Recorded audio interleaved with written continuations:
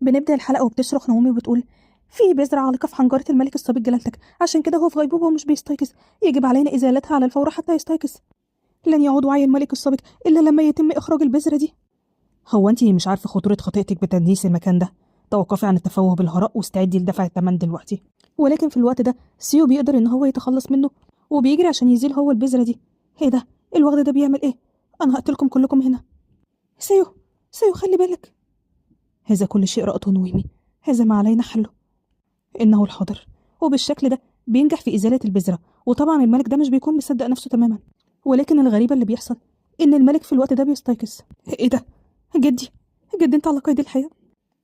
هذا ما فعله أحد المؤمنين المحليين بعد تلقيه الأمر من كنيسة أولاك. لقد جعل نفسه خادما عند أولاك وزرع البذرة في فم الملك السابق. وبعد كده نويمي بتشاور على شخص. ده مساعد جلالته، فامي لديه العديد من المراسلات بينه وبين بيلون فيما يتعلق بالبذور. أخي إنزو هو شاهد على المراسلات دي. فامي، هو كل ده معناه إيه بالظبط؟ بيقول الشخص ده في نفسه: لا أزال أشعر بالأسف لأن الملك السابق لا يزال على قيد الحياة. الملك السابق فقد تماما القدرة على حكم البلاد، هو أثار غضب أولاك وأتباعه. لا توجد طريقة أستطيع من خلالها إن أنا أذهب ضد إرادته وأبقي على قيد الحياة. إنه لم يكتفي بالتأثر من النساء وإبرام اتفاقيات عديمة الفائدة. اليوم الذي رحل فيه كنت بعمل بس اللي أنا بعمله ده عشان أحمي بلدي، مش أكتر من كده. لو لم تستخدم تلك المرأة مثل هذه الحيلة الحمقاء لكان الملك السابق قد مات على الفور. إيه؟ عمتي الكبرى. وبعد ما عملت كده ورطتنا إحنا، خلتنا عايشين كل ده وإحنا سمعتنا سيئة. أنت مجرد شخص حقير. أتمنى ألا تتكرر هذه المأساة مرتين. لكنها في الآخر أنارت الجميع. أصبح من الواضح أن سيلان ليست أقوى من الخطاة. عشان كده كان لازم علينا أن أتخلص منكم بسجنكم. أنا اتبعت أوامرك لأنني اعتقدت أن التسيين هم الذين هددوا العائلة المالكة. جلالتك، احبسوه فورا، وبعد كده بيتم حبس الرجل ده. أولاك كان السبب في وضعنا ده، هو وأتباعه وجدوده كلها، ودفع والدي إلى الجنون. كنت أعمى بهذه الأشياء السطحية. يتراكم عدد الأشخاص الذين تعرضوا للاضطهاد بسببه. أنا عضو في العائلة المالكة، لكن أنا كنت غبي جدا. هذا ما يريد أولاك لتعمية الناس وتدميرهم في نهاية الأمر ده. الأمر وقح جدا. أريد الانتقام من كنيسة أولاك التي فعلت ذلك بي. جلالتك، أنا هساعدك على الشيء ده. كلنا هنا مجتمعين دلوقتي لأن احنا بنشعر بنفس الطريقة، وكلنا عايزين ننتقم. وبعدها بوقت أنا إيتوري ألمير أقف أمامكم خجلا مما حدث، وللاعتذار عن كل الأذى اللي احنا تسببنا فيه. للاعتذار إلى تسي على مر السنين. أعدكم بإعادة كل الأراضي التي انتزعناها منكم، وأن تكون تلك الأراضي ملاذا ليكم أيضا. وبعد كده بيتم الصلح بين البلدين. أقدم لكم اعتذاري عن كل الألم الذي سببته لكم أنا وأسلافي. كلانا يعرف من المسؤول عن هذا حقا. لا يمكننا تغيير الماضي، ولكن يمكننا تعويضه. إذا بدأت بتصحيح الأمور دلوقتي سنساعدك أيضا في محاربة أولاك. وبالشكل ده بيتفقوا الاتنين. بيقول سيوف نفسه: إيدوس أصبح تماما دلوقتي في هيئته البالغة. نويمي، نويمي هتوحشينا جدا. تأكدي من بقائك آمنة عند عودتك إلى المنزل، وإلا هقتلك. أنت فاهمة؟ أي نوع من الوداع هو هذا؟ إذا لم يتصرف سيو بشكل صحيح فتأكدي من إخباري بذلك. أستطيع تحمل تكلفة رعايتك. ماذا تكون هي؟ حيوانك الأليف؟ لماذا لا تتمني لي الحظ فقط؟ يمكن لأي شخص فعل ذلك. أنا واقعة على عكس أي شخص آخر. يلا يلا دلوقتي خلينا نركز على قول وداعا. نويمي، أرجوك خلي بالك من سيو. قد يبدو ذكيا ليكي، لكن عندما يصبح موهوسا بشيء ما فإنه يتجاهل كل شيء آخر، وأعتقد أن هذا الشيء هو أنت. ما تقلقش، أوعدك أن أنا هخلي بالي منه. بيقول سيو: أنا آسف لأننا سنضطر إلى أخذ التاج الحديدي مرة تانية. لا مفيش مشكلة. أعلم الآن أن عائلة فرجارد لن يستخدموه باستهتار أبدا. وبعد كده بيفتكر اللي حصل بينه وبين الملك. هل تشعر بتحسن؟ صديقي، طلبت مني جوانا الاعتناء بممتلكاتك، لكنني لا أراها في أي مكان. هل قمتم الاتنين معا؟ ولا هي مشيت في طريق تاني؟ هي جوانا فين دلوقتي؟ طريقة تانية؟ طريقة تانية لإيه؟ لإيه؟ لإنقاذك بالطبع. هذا كل ما كانت تهتم بيه. جوانا ما كانتش بتهتم بحد غيرك انت. بيفتكر لما قالت له: أرس، سأحميك حتى لو استغرق الأمر بعض الوقت. جوانا، انت أكيد ما كدبتيش علي أبدا. لقد أهدرت كل هذه السنوات في الاستياء منك وكرهك، وفي النهاية انت كنت بتهتمي بيا، وبعد كده فقدتك. انت اللي كنت أهم شيء بالنسبة ليا. أنا بعتذر جدا أن أنا شكيت في جوانا. من الجيد العمل بجد لتحقيق هدفك، لكنني أعتقد أن السعادة مع من تحب هي أيضا حياة جيدة جدا.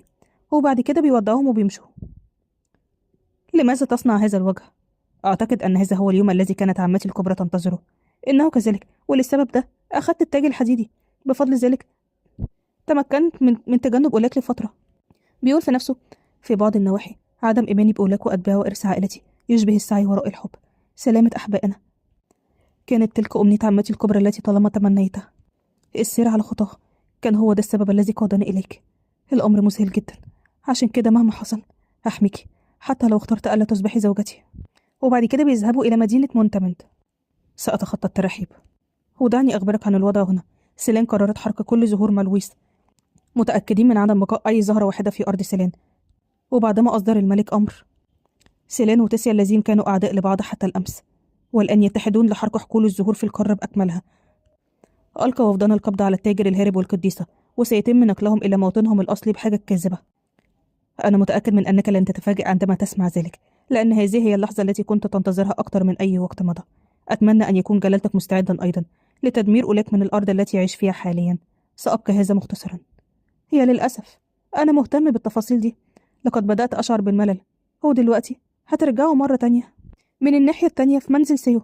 سيد رويك، لماذا تفعل هذا في الوقت المتأخر ده من الليل؟ هو إيه اللي بيحصل بالظبط؟ معرفش، لكن السيد شكله غريب جدا. بعد أن قرأ البرقية التي أرسلها السيد سيو فجأة اتغير كده. رويك، أنت بتعمل إيه؟ أنت ليه بتفتح قبر خالتك بالشكل؟ اتكلم. إذا لم تكن تنوي القيام بذلك اطلب على الأقل من موظفيك القيام بذلك. فقط لا تقف هناك، تعال هنا وساعدني. إيه؟ طيب. هو بعد كده بيفتحوا قبر عمتهم بالشكل ده. إيه ده؟ هو إيه اللي بيحصل بالظبط؟ بيلاقوا جسمها مغطى بالزهور بالشكل ده. سيو كان معاك حق. إحنا اللي كنا غلط. إحنا اللي أعمال الجشع. لم نتمكن من رؤية الحقيقة أبدا. وبعد كده والاتنين دول في طريقهم. الجو بارد. فعلا، واضح إن الشتاء بيقترب. طيب أنا هحضر ليكي شيئا عشان ترتدينه. تمام. سيو، كنت عايزة أقولك شكرا جدا ليك. المحيط. حتى وقت قريب كان هذا هو المسار الذي كنت أهرب به بكل قوتي. لا أستطيع أن أصدق أنني أمر من هنا مرة تانية. بتفتكر لما أخوها إنزو قال لها لأن هذا المكان كان بمثابة الجحيم بالنسبة لي أنا كمان؟ يا ترى هو كان صادق في حديثه؟ كما أعطاني جزء من التاج الحديدي الذي كانوا يحتفظون به، أعتقد أنه علي أن أؤمن به إلى هذا الحد. إنه صعب. تمام، مع سيو بير أيضا، ومع التسيين والآخرين لن يكون من السهل.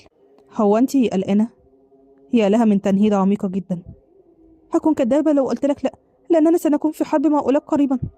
بتقول في نفسها: هل أستطيع أن أنا أثق بيه بشكل كامل؟ يا أخي، كان ذلك متوقعا منذ لحظة مغادرتك من المعبد. في ذلك الوقت كنت فقط أريد أن أعيش. لم أكن أعلم أن الأمر سيصبح بهذه الأهمية أبدا، ولكن في النهاية تلك الرياح قادتني إلى هنا. أنا متأكد أنك لم تفكري في هذا الأمر أبدا. لقد عشت دائما وأنا أفكر في هذه اللحظة، وفي الحرب اللي احنا هناخدها دي سيموت أولاك بالتأكيد. كيف يمكنك أن تكون متأكد من الشيء ده؟ لأن أنا شفت الشيء ده، وعندما كنت صغير لقد كانت لدي نفس القدرات مثلك تماما. طبعا بتكون مصدومة لأن هي بتفهم إن أخوها بيشوف المستقبل، لكنه كان بيكتم على الشيء ده وما كانش بيقول لأي حد. أنت بتقول إيه؟ نفس القدرات؟ أنت كمان تقدر تشوف المستقبل؟ حتى أغضبت الحاكم. سامحني، سأطيع الأمر. بالضبط كده، هذا ما ينبغي عليك فعله فقط. لما لمسني استطعت رؤية أكثر مما ينبغي. رأيت عالما يدور حول طاعة الأمر الإلهي فقط، عالم حيث كانت الأرواح تعاني بسبب كل الأفعال الشريرة دي، حتى أنني رأيت اللحظة التي قتل فيها الحاكم. وعشان اتجرأت وشفت كل ده كنت على وشك الموت. عشان كده صليت أقسمت على نسيان كل ما رأيته، ولا أرى أو أسمع إلا ما أراد أن يريني إياه. سيمكنني حينها أن أعيش كابنه المخلص، ولكن بما أنني قد خالفت أوامره الإلهية بالفعل كنت أخطط للبقاء صامتا والاستعداد للحظة وفاته. لا أستطيع رؤيته الآن، لكنني أشعر بموت أولاك الذي رأيته يقترب، وفي اللحظة دي أنا هكون هناك. بتكون مصدومة من الكلام اللي هي بتسمعه. المعركة قادمة قريبا، لكن أنت وزوجتك لا تبدوان قلقين إلى هذا الحد. بيقول سيو أولاك هو الشخص الذي يجب أن يكون قلقا. معك حق. إيدوس، أنت حاربته من قبل. هل تعتقد أن لدينا فرصة أفضل دلوقتي؟ لهذا السبب ضحيت بحياتي في الماضي، وعضدت مؤخرة عنقه. لدى أولاك نقطة ضعف قاتلة، والآن سوف يستهدفها العالم أجمع. أزهاري تحترق الآن. ماذا تفعل بشأن هذا؟ أرسلت رسائل إلى الدول المجاورة لنا، لكنني لم أتلقى ردا بعد. في مثل هذه الأوقات يجب أن تحافظ على وضعك. بما أن الكاهن إنزو عائد إلى المنزل مع زوجتك، لماذا لا نقيم مراسم حفل زفافك في أقرب وقت ممكن؟ إنزو هو الوحيد اللي بيؤدي دوره بشكل صحيح جدا. نويمي، هتحد معاها وسأعيد كل شيء إلى ما كان عليه. هنقيم حفل زفاف كبير والقارة كلها هتشوفه. اخبر المؤمنين بهذا الخبر دلوقتي واجعلهم يقدمون إلى أزهاري. هل يريدون زهرة من كل أسرة؟ هل صحيح أن المرأة المقدسة ستعود؟ لكن لماذا لقد هربت بعد زواجها من تاجر؟ هل هذا منطقي فعلا؟ سواء فعلت ذلك أم لا، لا يمكنني تقديم المزيد من الزهور، بل قد أستطيع شراء واحدة حتى بعد العمل الأشهر. إذا كان عليهم أن يقدموا واحدا فكما علينا أن نقدم. لقد عاملوني معاملة سيئة للغاية العام الماضي فقط لأنني لم أقدم الكثير. أولئك الأوغاد الملعونين في المعبد، سيكلف هذا ما يعادل إدارة البلاد لبضع سنوات. هم مجانين ولا إيه؟ إيه ده؟ انظروا كده، ده السيد فرجرد. إيه ده؟ زوجي المستقبلي. هل سمعتم ما حدث لعائلته؟ سمعت أنه كان هناك زهور داخل قبر أحد أسلافه. إذن هل تلك الزهور تقتل الناس؟ وبالشكل ده واضح إن هما بيرجعوا تاني إلى مدينة نويمي. نحن على وشك الوصول دلوقتي، لقد حان الوقت المعركة تقريبا.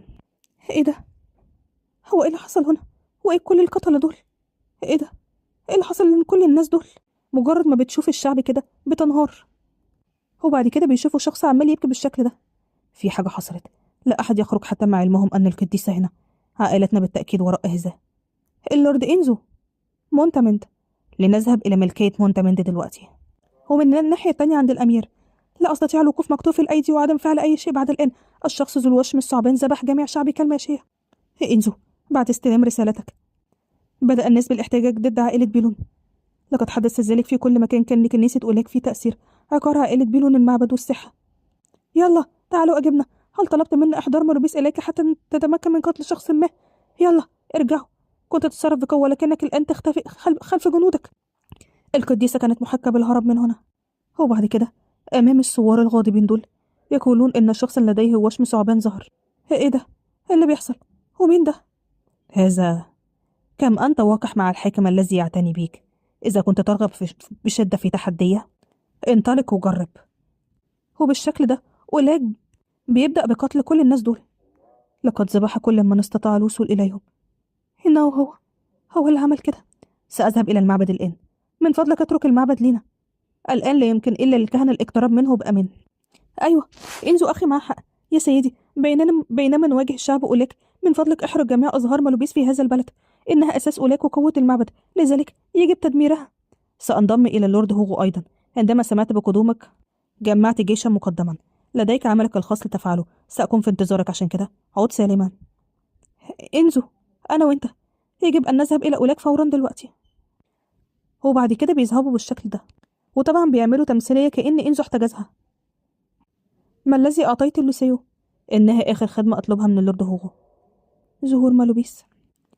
الذهاب على هذا النحو يجعلني أشعر كأنني حاصد الأرواح. ربما يجب أن أسمع أي كلمات أخيرة قد تكون لديك. ما أتمناه هو المستقبل بعد ذلك. لم أفكر أبدا في الموت هنا. المستقبل؟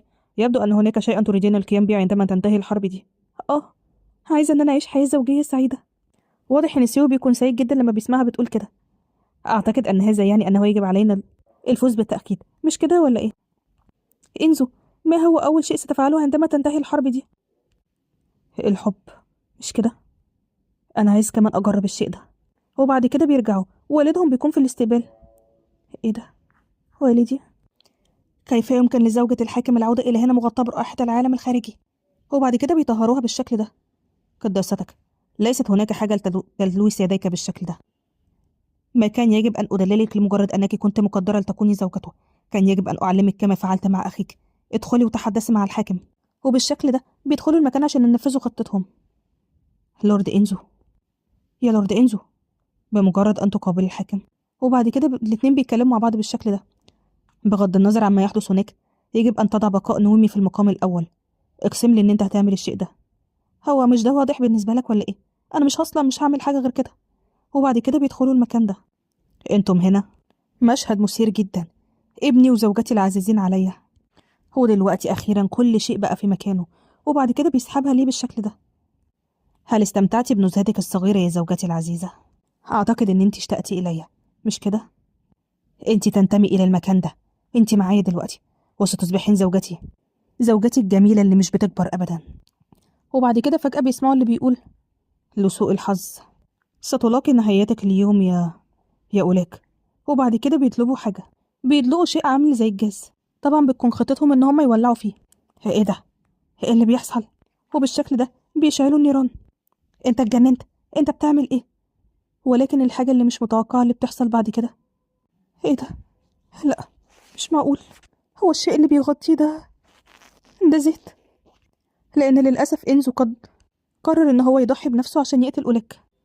طبعا كل ده وهي مش مستوعبة اللي بيحصل. أولاك بيقعد يصرخ من شدة الألم. إنزو، إنزو أنت بتعمل إيه؟ أيها اللعين، أيتها الحشرة الحقيرة، أنا هوريك، أنا هقتلك. إنزو، أرجوك ابكي بعيدة، ركزي على جزءك.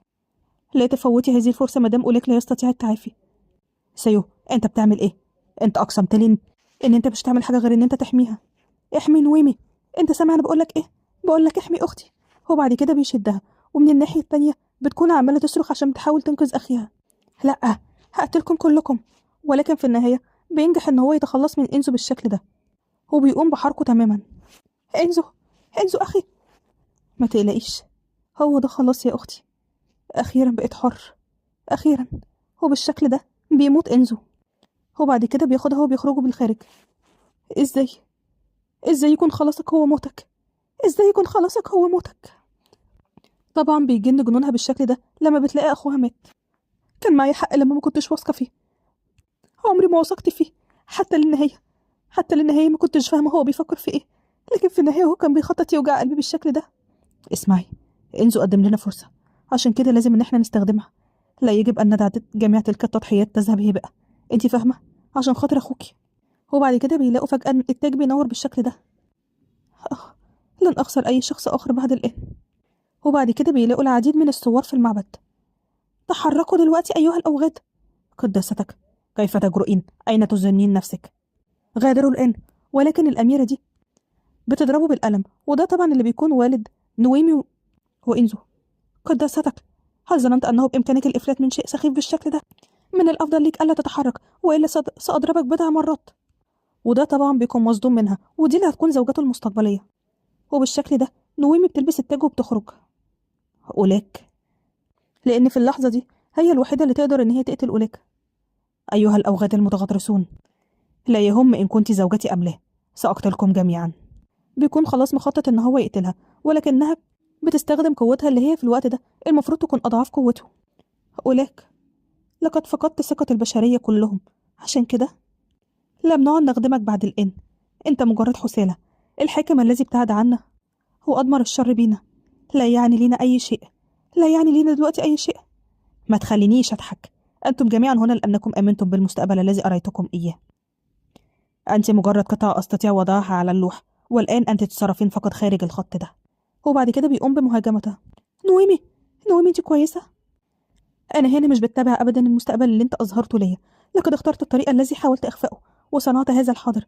الإجراءات التي اخترتها والأشخاص الذين قابلتهم على طول الطريق هم من جلبوني إلى هنا. حتى لو حاولت أن تجعلني أشكك في نفسي، كل ما فعلته مش هيختفي. فاهم؟ مش هيختفي بالسهولة دي. وبعد كده بتقوم بمهاجمته مرة تانية، وبالشكل ده بيجي سيو من الخلف وبيكمل عليه. لدي أوليك نقطة ضعف قاتلة جدا، والآن سيستهدفها العالم كله. وبالشكل ده هو بيعرف إيه هي نقطة ضعفه وبيقرر إن هو يستغلها. وسيو بيقوم بقتله بعد أن أصبح ضعيفا. خلاص، هي دي النهاية. أيتها الحشرة الصغيرة. إيه ده؟ أسنان إيدوس. وبالشكل ده إيدوس بيجي يكمل عليه. لقد حذرتك من قبل، مش كده يا أولاك؟ قلت إنك ستموت في النهاية على يد بشري، لكن أنت ما سمعتش أبدا ليا. وبالشكل ده بيموت أولاك. سيو، سيو أنت كويس؟ سيو، هو أنتوا فاكرين إن أنتوا كده هتكونوا آمنين؟ أبدا، مش هتكونوا آمنين أبدا. مهما أصبح العالم أنا مش خايفة أبدا. أدركت بعد أن غادرت هذا المكان لماذا كنت مهووسا بي إلى هذا الحد. ربما تظاهرت بأنك قادر على كل شيء، لكنك بالكاد كنت أقوى من إنسان. تظاهرت بكونك حاكم مستقبلي، لكنه لم يكن موجودا في المقام الأول. فقد الإرادة الحرة للبشر يمكنها أن تصنع المستقبل. لقد حاولت فقط السيطرة عليه وجعله كما تريد، كل ذلك وأنت تحصد أرواح الناس. وللسبب ده عندما وجدت شقيقين ولدا مع القدرة على رؤية المستقبل، لم يكن هناك طريقة لتركهم وشأنهم. عشان كده قررت إن أنت تلعب بي أنا وأخويا. كنت عايز بس تستغلنا للحظة، لكن ربما لم تكن تعلم أيضا، لم تكن تعلم أن المستقبل لا يحدد القدر أبدا. سنصنع مستقبلا بدونك يا أولاك، أنت فاهم؟ بدونك. وبعد كده بتدخل الأميرة. أولاك بيقعد يبتسم بيقول: إذن هذا الحاكم إنه، وبالشكل ده بيموت تماما. وبعدها بوقت، لسنوات فرضت عائلة بيلون جزية غير عادلة على شعبها، كل ذلك باسم الدين. وعلى الرغم من الآثار الضارة لظاهرية ملبس، لقد أجبروا الناس على زراعتها وهددوا حياتهم. نشأت صراعات داخل الإمبراطورية وخارجها بسبب هذا، بل إنه أضر بالعائلة المالكة في بلد آخر وأدى إلى أزمة وطنية. سيحمل رئيس الأساقفة هيكتور بيلون مسؤولية هذا الأمر، وستلغى كنيسة أولاك. ومع ذلك فقد اعتبر أن نويمي بيلون التي ساهمت بشكل كبير في تحقيق هذه الغاية ليست مذنبة بأي جريمة. إلى جميع الأشخاص الذين فقدوا أرواحهم أتقدم بالتعازي. هو طبعا يقصد إنزو. نويمي، شكرا لمساعدتنا في إنشاء الإمبراطورية الجديدة. كل ما فعلته هو اتباع رغبتي في العيش. شكرا على تعزيكم. كان لابد من القيام بذلك. عاشت العائلة الإمبراطورية. نحيي السيدة نويمي. لقد كنت أمسك بأيدي الناس طول اليوم وما شفتش أي حاجة. بما إن أولاك قد مات الآن، يبدو أن قدرتي على التنبؤ قد ولت بالفعل. ما الذي تفكرين فيه دلوقتي؟ أنا بس ظننت أنني سأحتاج إلى التعود على هذه الحياة أيضا. هل اعتدت على ذلك؟ لم أعد أستطيع رؤية المستقبل أبدا. سابقا كان بإمكاني رؤية مستقبل شخص ما بمجرد لمسهم. الآن كل ما يمكنني فعله هو القلق بشأن المستقبل مثل أي شخص آخر. هو الشيء ده بيخليكي حزينة؟ أكيد طبعا لا. بما إن المستقبل غير مؤكد، يمكنني أن أحب الحاضر الذي أعيش معك فيه، كل لحظة معك. كلماتك جميلة دائما يا نويمي. إنهم يجعلوني أرغب في تقليدك، ولكن ليس مظهري. هل أنا أقل جمالا؟ ده مستحيل. أنا وقعت في حبك من النظرة الأولى بالفعل. بجد؟ طبعا. ولكن هناك شيء واحد أتمنى أنه يتحقق. في رؤيتي رأيت أنني وزوجي لدينا أطفال. أعتقد أنه لو كان لدينا أطفال يتبعوننا لكان ذلك يساعدني كثيرا. ما رأيك سيد سو؟ ومع ذلك هناك شيء يجب القيام به قبل ذلك. شيء؟ إيه هو؟ نويمي بيلون، بعد أن التقيت بك للمرة الأولى وجدت أخيرا المكان الذي أريد الاستقرار فيه. أريد أن أصنع الحاضر والمستقبل معك. هل تمنحيني هذا الشرف؟ أيوة طبعا همنحك. ابقى معي لبقية حياتنا. هو بالشكل ده جه يوم الزفاف. واو، سيو فعلا رجل محظوظ جدا. زوجته جميلة جدا. طبعا زوجته جيدة جدا. لو كان قاعد طول عمره ما كانش يحلم أبدا بزوجة زيها. الرئيس يبدو كأنه في مشكلة كبيرة، لأن هو دلوقتي هيتزوج قبل أخيه الأكبر. يا له من ابن فظيع. لقد كان دائما تنافسيا للغاية، لكنه يبدو سعيدا الآن حتى بدون ذلك. وبعد كده عينه بتيجي على شخص ما، اللي هي طبعا الأميرة واللي هتكون زوجته المستقبلية. طبعا بتتكسف لما بتلاقيه بصت عليها وقفشة وهي مركزة معاه. في الأول كانت عايزة تهرب ودلوقتي عايزة تكون زوجتي، ها؟ وتعيشين معا كزوج وزوجة. انتهى بنا المطاف بالعودة إلى المنزل في النهاية، وهذا هو المكان الذي سنتزوج فيه. الحياة ممتعة لما تكون معاكي يا نويمي. وبعد كده بيقرب منها وبيقبلها. استنى يا وغد، انت بتعمل ايه؟ هي لسه ما وافقتش. انت ليه مستعجل بالشكل ده؟ انا اسف. طيب هذا كل شيء، رجاء عيشوا بسعادة. هو بالشكل ده بيتزوجوا والاتنين بيكونوا سعداء جدا. وبعدها بوقت، مرحبا، كيف حالك؟ الشتاء يقترب من نهايته. الموسم الذي ولدنا فيه يمر، والزهور تتفتح شيئا فشيئا. سيو، انت لازم ان انت تذهب الى العمل دلوقتي بقى. يجب علي ايضا تحدث الى رئيسة الخادمات. مفيش مشكلة، اخبريها ان هي تنتظر شوية. واضح ان هي اتأخرت مرة تانية. سمعت انهم يواجهون صعوبة كبيرة في مغادرة غرفة النوم كل صباح. لا يستطيعان ابعاد ايديهما عن بعضهما البعض. في المكان الذي كانت تنمو فيه أزبار مالوريس بدأ يزرع الناس أزهارهم المفضلة. ربما لم تكن العاصمة ملونة بهذا الشكل من قبل. سيسيليا بتحب الزهور. سيدي، خد القدر اللي انت بتحتاجه. دي أعتقد إن هي هتحبها. العلاقة بين تيسا وسيلين أصبحت أكتر سلامة من أي وقت مضى. ثواني بس، أنت تقصدي إيه بأنني سأحصل على بقرة واحدة فقط مقابل سلاح؟ هل تعتقدين أنك تستطيعين التلاعب معي؟ أصبحتم تملكون غرورا كبيرا هذه الأيام فقط لأن الملك بيحبكم. لا داعي للغضب يا عزيزتي. إيه؟ من التي تناديها بعزيزتي؟ هل أنت مجنون؟ هو بقى عدد كبير جدا من الناس تزوجوا بين البلدين، والتاج الحديدي ده فجأة تحول إلى خنجر. لا أشعر بقوة إيدوس كما كنت أشعر، لذلك أعتقد أنه اختفى مع أوليك. شكرا لك على تقديم مثل هذا التبرع الكبير دائما. لا تنسى أنه يجب استخدامه لعامة الناس. طبعا بالتأكيد. وهل تمانع لو ألقيت نظرة على قاعة المحاضرات؟ كنت دائما متقدما بخطوة إنزو. هل كنت تعلم ذلك؟ سبب عدم إيماني بالعقيدة ربما كان ذلك بسبب قليلا بعض الشيء. أحيانا أفكر في مدى روعة الأمر لو تمكنا من الاستمتاع بكل هذا معا، ربما كنت تستخبرني ألا أكون جشعة جدا إنزو، لكن لولا تضحياتك لما حظيت بهذه السعادة الآن. وللسبب ده أنا عايزة إن أنا أسمي طفلي على اسمك. سأحظى بطفل قريب. نويمي، ما تتعبيش نفسك بقى وتعالي إلى هنا. إنزو، أتمنى أن تكون حرا ومسالما هناك. أتمنى أن أنا أشوفك مرة تانية في الآخرة يا حبيبي. تذكر أن العالم تغير لأننا اخترنا عدم تجنب المعاناة. معجزة الجيل القادم هي ولادته على هذا الأساس، وهكون دائما ممتنة ليك يا أخي الحبيب. ودي كده بتكون نهاية الحلقة ونهاية القصة كلها. لو عجبكم قولوا رأيكم إيه.